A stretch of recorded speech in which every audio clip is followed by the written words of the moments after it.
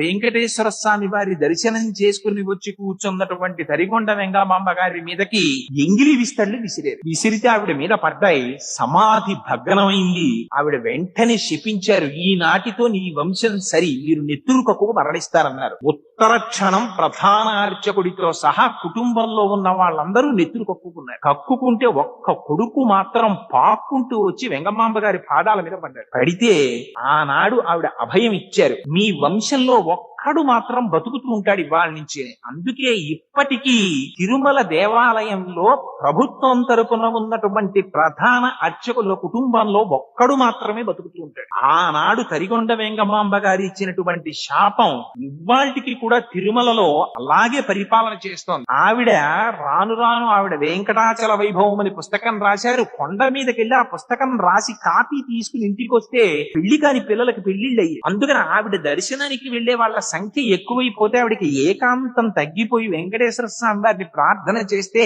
దూరంగా తుంగురు కోన అని ఆ కోనలో తపస్సు చేస్తూ అంతర్ముఖురాలై ఉండేవారు. రాత్రి వేళ సొరంగ మార్గంలో వచ్చి ఆనంద నిలయం మూసేసిన తరువాత ఆ పీఠాన్ని పైకెత్తి వెంకటేశ్వర స్వామి వారి దగ్గరికి వచ్చి పెట్టిన పువ్వులు కొన్ని తీసి కొత్త పుష్పాలు పూజ చేసేవారు ఆవిడ. అర్చకులకు అనుమానం వచ్చింది, రోజు గుడి మూసేసిన తరువాత పువ్వులు మారుతున్నాయి, ఎవరు చేస్తున్నారని. ఆ రోజుల్లో మహంతులు కొంతకాలం తిరుమల క్షేత్రాన్ని పరిపాలించారు. ఒక మహంతు ప్రధాన ద్వారం తలుపులు మూసేసిన తర్వాత లోపల కూర్చున్నారు. ఒక రాత్రి వేళ తరిగొండ వెంగమాంబ గారు దివ్య తేజోమూర్తి అయి ఆ ఫలకాన్ని తొలగించి లోపలికొచ్చి పూజ చేయడం దర్శనం చేశారు. చూసి ఆయన స్పృహ తప్పి పడిపోయారు. అంత గొప్ప తల్లి తరిగొండ వెంగమాంబ గారు. ఆవిడ భాగవతం చెప్తుంటే వినడానికి వెంకటేశ్వర స్వామి వారు ప్రతిరోజు పవళింపు సేవ అయిపోయాక వచ్చేవారు. ఆయన ఉయ్యాల ఎక్కి కూర్చుని వింటూ ఉండేవారు, ఈవిడ భాగవతం చెప్తుండేవారు. తెల్లవారుజామున 3 గంటలకు మళ్ళీ సుప్రభాతం జరిగే వేళకి వెంకటేశ్వర స్వామి వారు ఉయ్యాల దిగి వెంగమాంబ నేను వెళ్ళొస్తానని బయలుదేరేవారు. ఓ రోజున మంచి ఘట్టం చదువుతున్నారు ఆవిడ. వెంకటేశ్వర స్వామి వారు బయలుదేరిపోతున్నారు. స్వామి మీరు వెళ్ళిపోవద్దు, నా దగ్గరే ఉండిపోండి అన్నారు. అంటే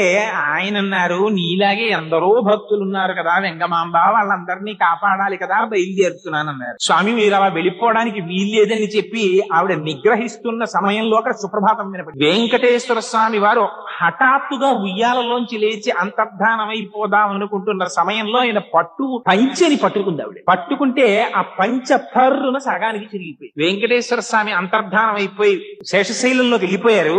అర్చకులు దేవాలయం తలుపులు తెరిచారు. కౌసల్యా సుప్రజా రామ పూర్వా సంధ్యా ప్రవర్తతే అని దర్శనానికి వెళ్ళారు. సగం చిరిగిపోయిన పట్టు పంచతో ఉన్నారు వెంకటేశ్వర స్వామి. ఇదేమిట్రా, దొంగతనం మాత్రం కాదు, పంచి చింపెవరు పట్టుకెడతారు, ఎవరో